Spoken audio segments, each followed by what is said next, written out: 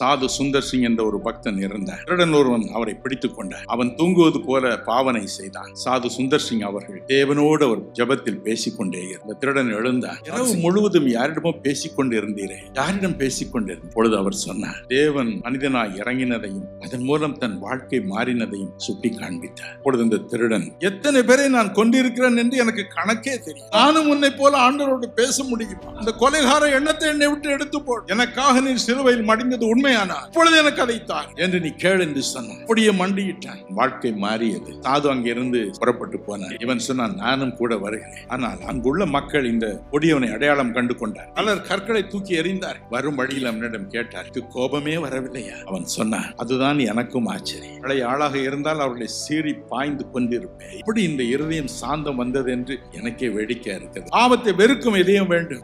கெஞ்சும் ஒவ்வொருவருக்கும் அதை கொடுப்பார். காரணம், அவர் சிலுவையில் அதை சுமந்தார்.